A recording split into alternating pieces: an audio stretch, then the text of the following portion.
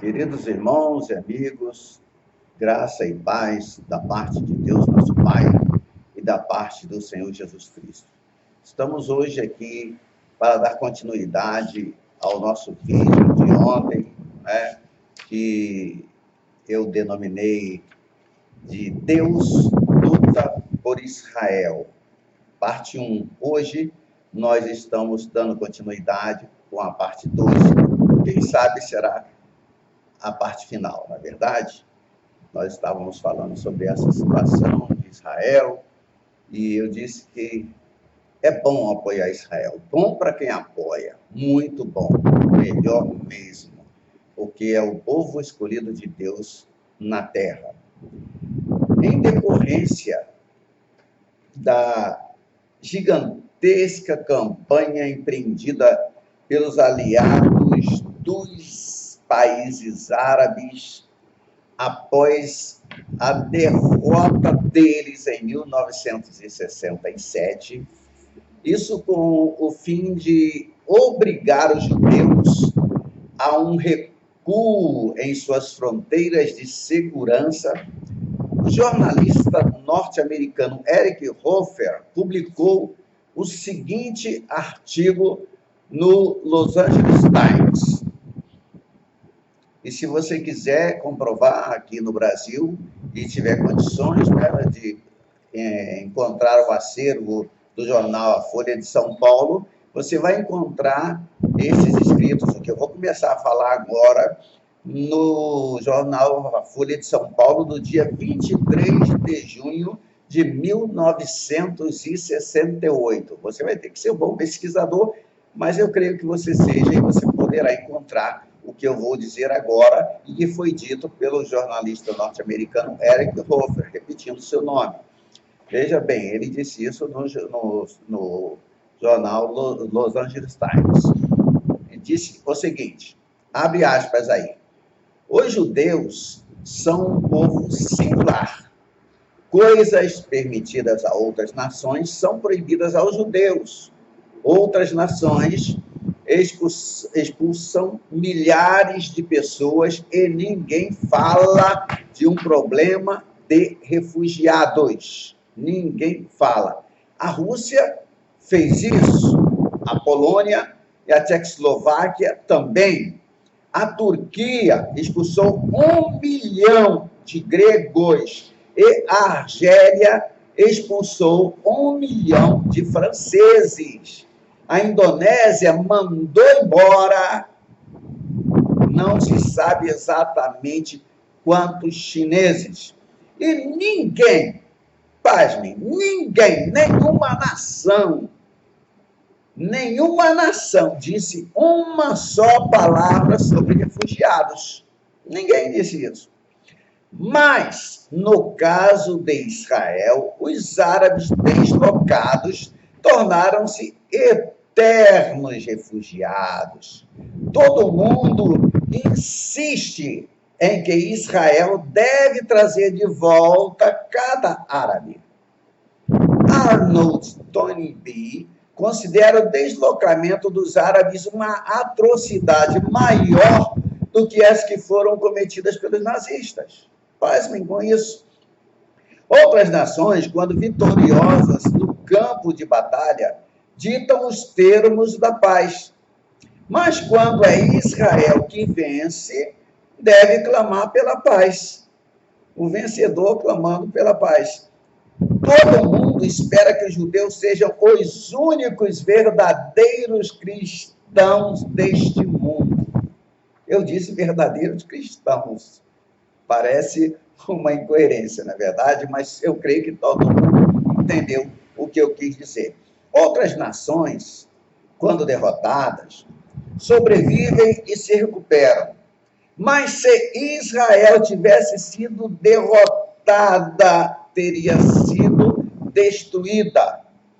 Se Nasser tivesse vencido em junho de 1967, ele teria varrido Israel do mapa e ninguém se levantaria na ONU e em lugar nenhum para salvar os judeus. Ninguém levantaria um dedo sequer para ajudar Israel. Nenhum compromisso dos judeus com qualquer governo, incluindo o dos Estados Unidos da América, valeu o papel em que foi escrito. Existe uma grita geral em todo o mundo, contra o ultraje quando pessoas são mortas no Vietnã ou quando 2 negros são executados na Rodonésia. Mas, quando Hitler assassinou os judeus, ninguém protestou. Os suecos que estão prontos a romper, estavam, quero dizer, porque estou me referindo a fatos passados, que estavam prontos a romper relações com os Estados Unidos por aquilo que era feito no Vietnã, não se mexeram quando Hitler assassinava judeus. Mandaram para Hitler minério de ferro da melhor qualidade, além de rolamentos, e abasteceram seus trens de tropas que se dirigiam para o noroeste. Os judeus estavam sozinhos no mundo, e eu digo que continuam sozinhos no mundo. Se Israel sobrevive, será exclusivamente por causa do esforço dos próprios judeus e dos recursos judeus. Isso foi o que ficou registrado lá no jornal, inclusive eu já citei aqui, você pode ver no exemplar da Folha de São Paulo, de 23 de junho de 1968. Pela sua eloquência, a opinião de Erich Hofer dispensa comentários e expressa, meus amados, uma realidade que não pode ser negada. E eu digo uma coisa: Israel precisa viver. Disse Erich Hofer que, abre aspas, os judeus estão sozinhos no mundo, fecha aspas. E disse bem, pois nestes mesmos termos lamentou um jornalista judeu 4 anos depois, quando ele disse o seguinte, abre aspas aí, porque eu vou citar na íntegra o que o jornalista judeu disse. No curto período de nossa história nacional, nós nos acostumamos à ideia de que estamos mais ou menos isolados dentro da família das nações. Tão logo a cortina ergueu-se, os ingleses nos traíram por uma questão de tradição. Depois foram os russos que passaram para o outro lado do corredor.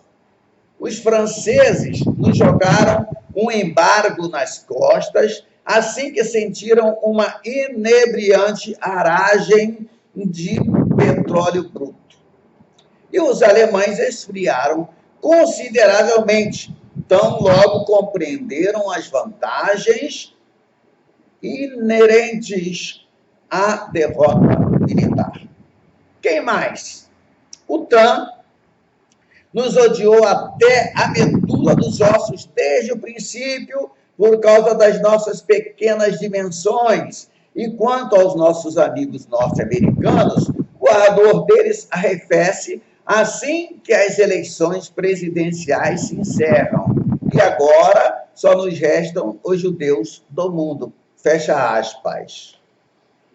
Isso aí foi citado no Rio de Janeiro com o título de Aonde Vamos?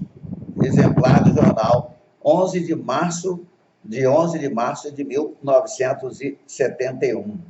1971.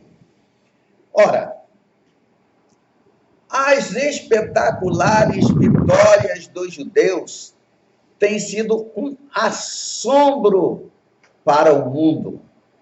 Como pode uma pequena nação, na época habitada por menos de 3 milhões de pessoas, levar à bancarrota nada menos do que 14 países aliados com uma população superior a 100 milhões? Como pode isso? A única resposta que eu tenho é que o Deus dos impossíveis é o Deus de Israel. Ou, se você quiser, o Deus de Israel é o Deus dos impossíveis. Como pode? Nenhuma resposta fora da Bíblia Sagrada pode satisfazer plenamente a razão humana. A palavra de Deus, meus amados, fala com uma clareza meridiana dos últimos sucessos israelenses no Oriente Médio. E diz o seguinte, olha, Amós 9,15, eu hoje plantarei, abre aspas aí para você saber o que está escrito em Amós. Eu hoje plantarei na sua terra, e não serão mais arrancados da sua terra que lhes dei, diz o Senhor teu Deus. Fecha aspas. Olha, quando Deus diz, você pode escrever e assinar embaixo. Deus vai cumprir a sua palavra, porque ele não deixa cair uma só palavra saída de sua boca em toda a eternidade. E ainda tem mais. Abrindo aspas. Eu vou encontrar onde? Isaías 19, versos 16 e 17. Naquele tempo, os egípcios serão como mulheres, e temerão por causa do movimento da mão do Senhor dos Exércitos, porque ele se há de mover contra eles. E a terra de Judá será um espanto para o Egito. Todo aquele a quem isso se anunciar se assombrará por causa do propósito do Senhor dos Exércitos, do que determinou contra eles. Eu já citei a referência.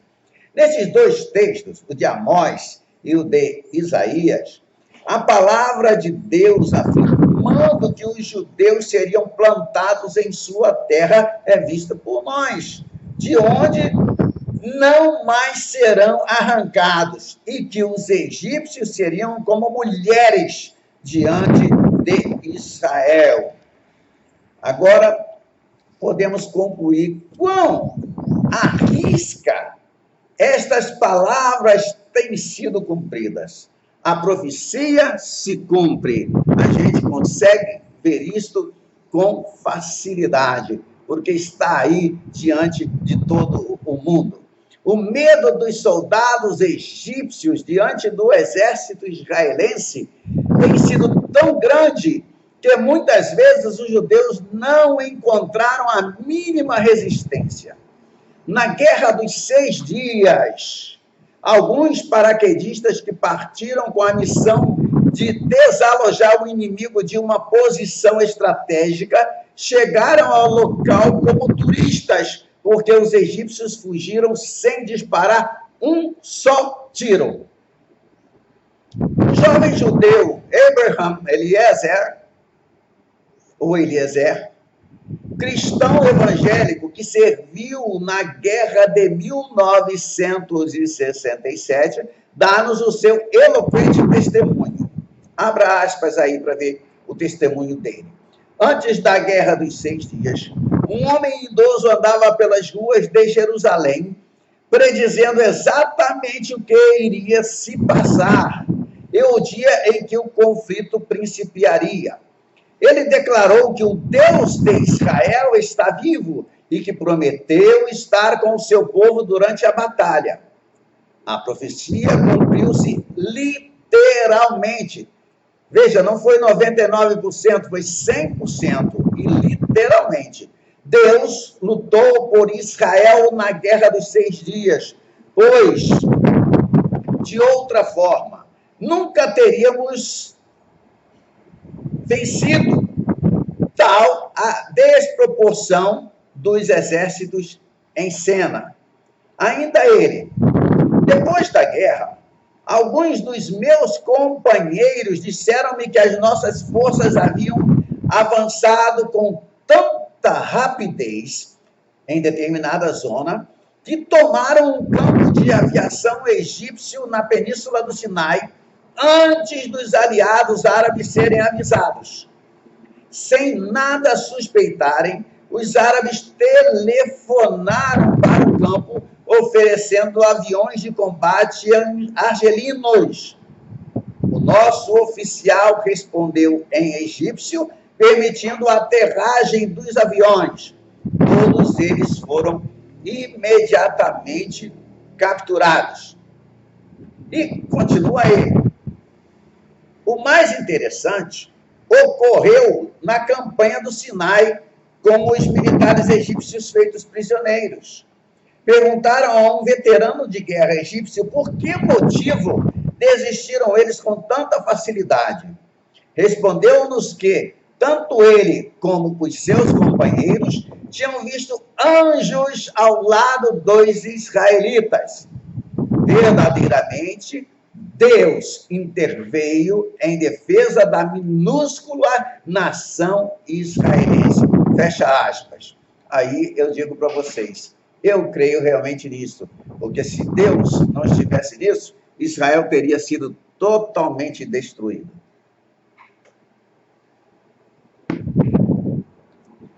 E na guerra do Yom Kippur, dia do perdão, não aconteceu diferente. Mesmo atacados de surpresa, os judeus assumiram o controle completo da situação e quase se apoderaram do Egito, não fosse o cessar-fogo decretado às pressas pelas Nações Unidas por insistência do próprio Egito. Por insistência do próprio Egito e de seus aliados. Segundo cálculos do Instituto Estratégico Internacional, sediado em Londres, egípcios e sírios perderam nesta guerra o total de 22 mil homens, tendo o Egito 15 mil mortos e 45 mil feridos. Veja bem, 15 mil mortos e 45 mil feridos. E a Síria, 7 mil mortos e 21 mil feridos. Israel teve 2.812 mortos e 7.500 feridos. A mesma fonte dá conta de que os sírios empregaram entre 900 e 1.200 tanques e cerca de 45 mil homens contra um destacamento israelense de apenas 4.500 homens e 180 tanques no Golã. Na frente egípcia, a linha Bar-Lev tinha 600 homens apoiados por uma brigada motorizada e cerca de 240 tanques.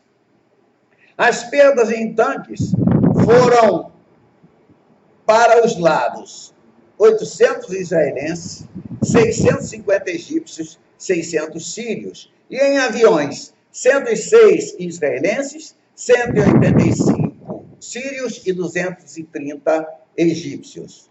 O fortalecimento e florescimento de Israel é hoje uma realidade incontestável e assinala como o relógio de Deus. Eu sempre digo que Israel é o relógio de Deus. Assinala a proximidade da vinda de Jesus. Eu disse que Deus luta por Israel, e é verdade. Deus guerreou por Israel, e acredito que ainda hoje continua tomando conta dos seus escolhidos, da sua nação escolhida na face da terra. O surpreendente resultado das guerras árabe-israelenses não pode ser atribuído, meus amados, somente ao treinamento rigoroso dos batalhões e à eficiência das armas de Israel. Não. Na guerra do Yom Kippur, por exemplo, só o Egito lançou 700 mil homens na batalha, assessorados por 2.500 tanques mais 650 aviões e 150 baterias de mísseis antiaéreos.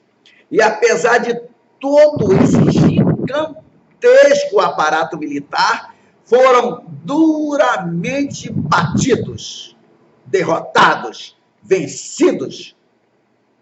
Levando em conta todo o esforço bélico dos árabes e mais o fator surpresa, muita gente afirmou que só um milagre poderia salvar Israel. E o milagre aconteceu. Nosso Deus gosta de fazer milagres. Ele é perito nisso. Ele tem prazer nisso. Milagres é com ele mesmo. É o Deus dos milagres, o Deus dos impossíveis. Em 1967, o minúsculo Estado judeu, com uma população de apenas 2,5 milhões de habitantes, reagiu ao ataque de poderosos exércitos treinados de uma coligação de várias nações habitadas por cerca de 110 milhões de pessoas. Esse é o número de todas as nações. Antes dessa guerra, o otimismo dos árabes era evidente. Claro, né? Com certeza. E se manifestava nos discursos de seus chefes. Nasser, discursando em 29 de maio daquele ano, portanto, uma semana antes do início do conflito, ele afirmou solenemente o seguinte: o povo árabe quer lutar. Esperamos o dia propício para estar plenamente preparados. Agora nos sentimos bastante fortes e, se entrarmos na batalha contra Israel, Deus nos ajudará e havemos de triunfar. Com esta certeza, decidimos dar os passos atuais. Isso foi dito por ele. Continua ele. Atingimos o estágio crucial da guerra. Alardeava através da rádio do Cairo. A rádio de Amã advertiu os israelenses, dizendo o seguinte: é melhor fugir agora, enquanto nós não chegamos. Vocês sabem como os árabes exercem a sua vingança. Vocês serão todos mortos. Portanto, é melhor abandonar o país agora, enquanto ainda há tempo. O que eu digo para você? Que nada disso ocorreu. Aluf Sholom Goren, principal capelão do exército israelita, redigiu uma oração para os soldados judeus recitarem antes dos combates. E essa oração foi baseada nas seguintes passagens bíblicas. Ouve aí. Se você quiser anotar, Deuteronômio 20, versos 3 e 4, Salmos 35, 1 e 2, e Salmos 83, 2 e 3, etc. Veja como ficou a oração redigida por ele, para os soldados orarem, recitarem antes das batalhas. Abrindo aspas aí para você saber o que diz a palavra de Deus e a oração que eles recitaram. Ouve, ó Israel, hoje vos achegais a peleja contra os vossos inimigos, que não se amoleça o vosso coração. Não temais, nem tremais, nem vos aterrorizeis diante deles, pois o Senhor vosso Deus é o que vai convosco a pelejar contra os vossos inimigos para salvar-vos. Pleiteia, Senhor, com aqueles que pleiteiam comigo. Peleja contra os que pelejam contra mim. Pega do escudo e da rodela e levanta-te em minha ajuda.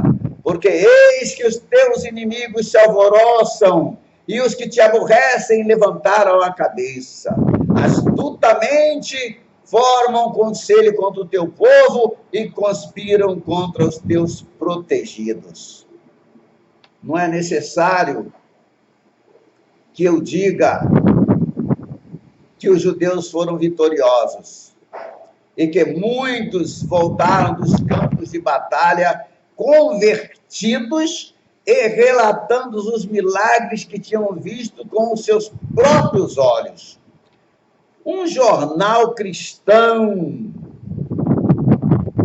de Jerusalém publicou alguns destes milagres, salientando que, de maneira estranha e inexplicável, centenas de tanques e canhões inimigos nem sequer chegaram a entrar em ação.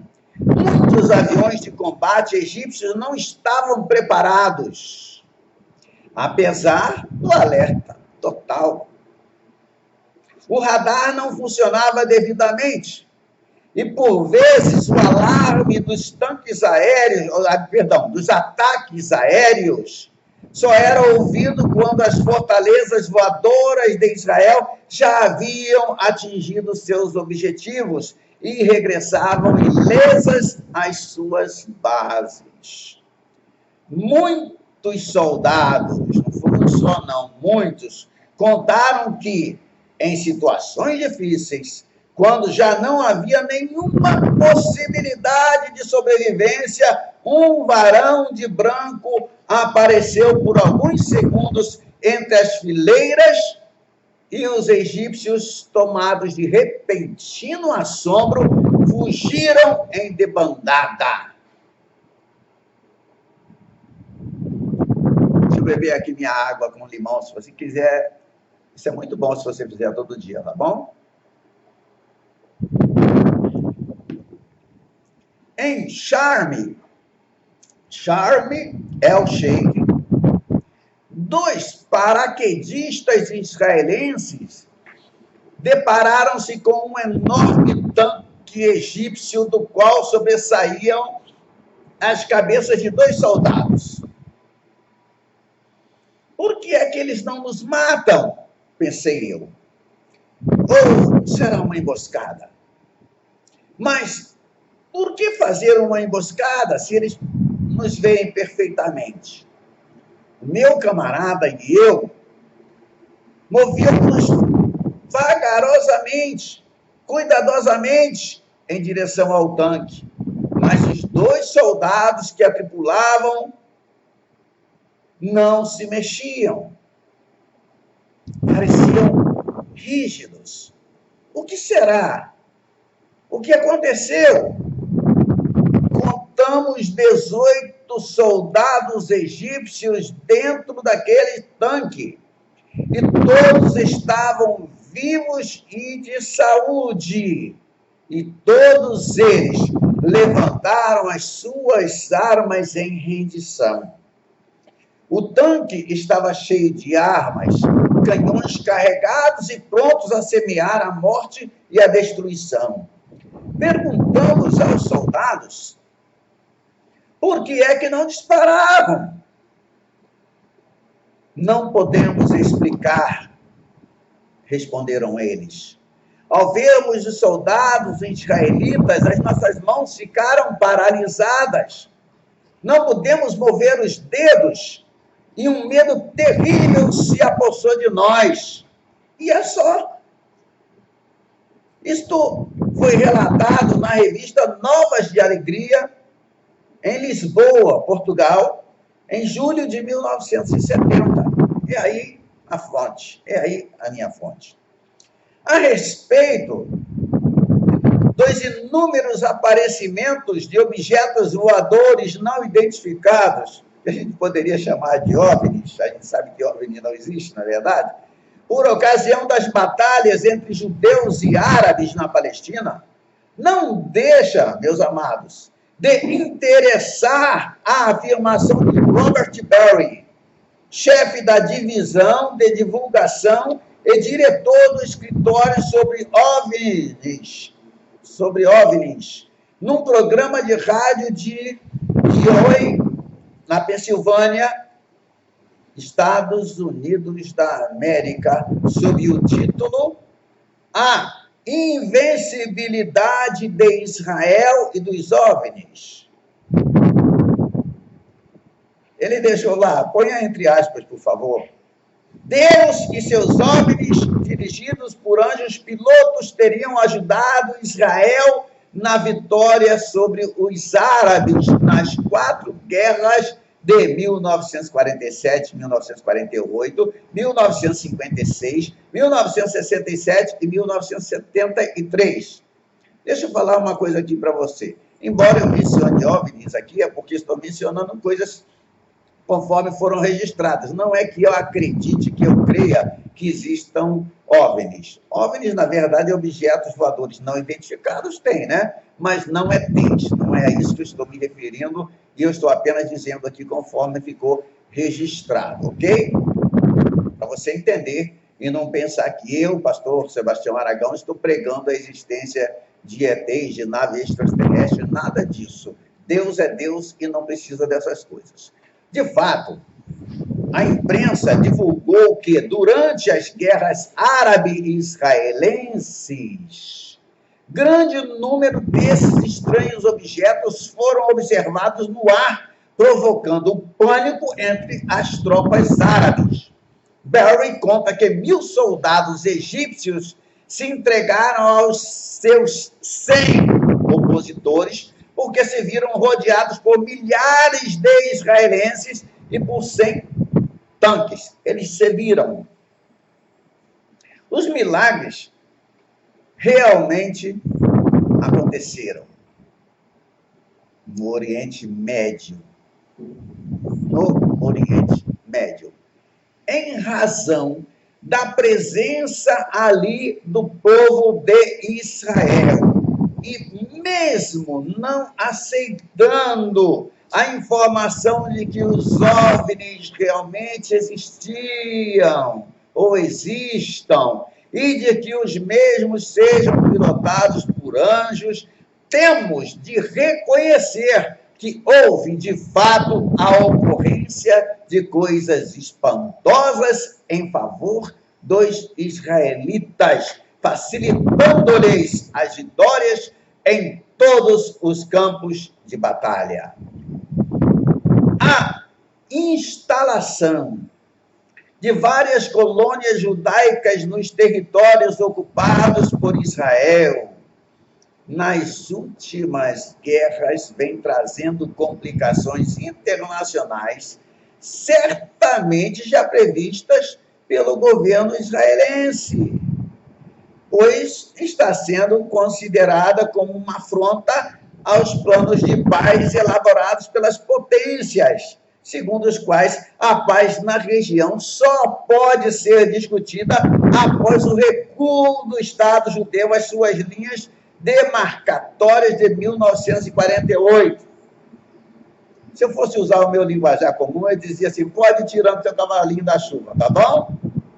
Mas não vou usar esse linguajar, não. Não vou usar, não. Israel defende a necessidade de fronteiras seguras para o seu país, e as suas últimas mudanças políticas vieram a reforçar ainda mais esta posição.